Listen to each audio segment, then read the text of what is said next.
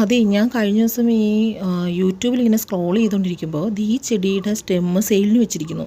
എന്തോ 30 രൂപ എന്തോ ആണ് കേട്ടോ. അപ്പോൾ ഞാനിങ്ങനെ അത്ഭുതപ്പെട്ടു പോയി. ദൈവമേ, ഇവിടെ ഇത് വഴിയരികിലും റോഡിലും മതിലിലും എല്ലാം കാണുന്ന ചെടിയാണ് കേട്ടോ. എനിക്ക് വലിയ ഇൻട്രസ്റ്റ് ഒന്നും ഉണ്ടായിരുന്നില്ല. പക്ഷേ ഇത് സെയിലിന് ഉണ്ടായിരുന്നു കണ്ടപ്പോഴത്തേക്കും മൂപ്പത് ആൾക്കാർക്ക് ആവശ്യമുള്ള ചെടിയാണെന്ന് കണ്ട കാരണം ഞാനെന്നാൽ എൻ്റെ ഒരു സ്റ്റെം എടുത്ത് വെച്ചേക്കാം. കാര്യം ഇതൊരു മതിലിൻ്റെ സൈഡാണ് കേട്ടോ, ഞങ്ങളുടെ ചർച്ചിലേക്ക് പോണ വഴിക്കുള്ളൊരു സ്ഥലമാണ്. അപ്പോൾ നാളെ ഇവർക്ക് ഈ വേലി മാറ്റിയിട്ട് മതിൽ കെട്ടാൻ തോന്നിക്കഴിഞ്ഞാൽ ഈ ചെടിയൊക്കെ പോയല്ലോ എന്ന് ഓർത്തപ്പോൾ ഞാൻ ഇതിൻ്റെ 2 സ്റ്റെം എടുക്കാമെന്ന് വിചാരിച്ചു. ഞാൻ സെയിലിന് കണ്ടത് ഈ ലാവൻഡർ കളറിലെ ചെടിയായിരുന്നു കേട്ടോ.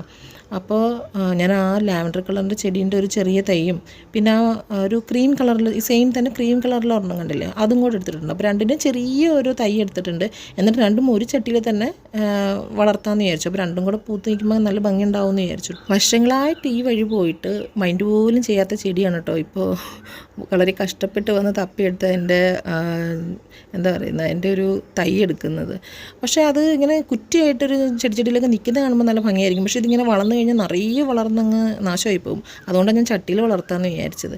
അപ്പോൾ ഞാൻ അതിൻ്റെ 2 തൈയും പിന്നെ ഞാൻ ചർച്ചിൽ നിന്ന് ഒരു പാഷൻ ഫ്രൂട്ടിൻ്റെ തൈയും കൂടെ എടുത്തിട്ടുണ്ട് കേട്ടോ. പാഷൻ ഫ്രൂട്ട് അവിടെ ഇഷ്ടം പോലെ ഉണ്ടായിരുന്നു നേരത്തെ. പക്ഷേ അത് മരത്തിലോട്ട് ഇങ്ങനെ പടർന്നു കയറിയിട്ട് അങ്ങ് ഹൈറ്റിലായിരുന്നു.